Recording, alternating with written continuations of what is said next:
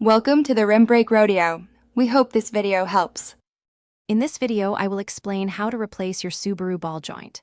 First, gather all your tools, including a floor jack, jack stands, a lug wrench, various sockets, a hammer, and a specialized ball joint removal tool. Safety is paramount, so always lift your vehicle securely on jack stands. Take a moment to inspect the area around the ball joint for any other worn or damaged parts, like the steering knuckle, which might also need attention. Now, let's get to removing the old ball joint. Start by taking off the wheel to give yourself plenty of room to work. Next, locate the cotter pin and carefully remove it, then loosen the castle nut.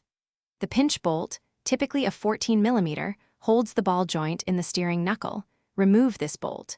You might need a pry bar or a pickle fork to separate the ball joint from the lower control arm and the knuckle, especially if rust is present. With the old ball joint out, it's time for the new one. First, clean out the cavity in the steering knuckle where the ball joint sits, removing any rust or debris. Then, install the new ball joint into the lower control arm.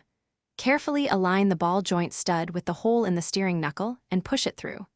Once seated, reinsert the pinch bolt and thread on the castle nut by hand, ensuring everything is aligned before final tightening. For the final steps, proper torque is crucial.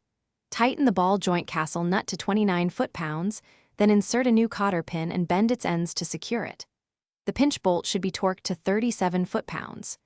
Reinstall your wheel, ensuring the lug nuts are tightened to their specified value, typically around 85 foot-pounds. Finally, it's highly recommended to get a professional wheel alignment to ensure optimal handling and tire wear. Thanks for watching. Consider subscribing if we helped you.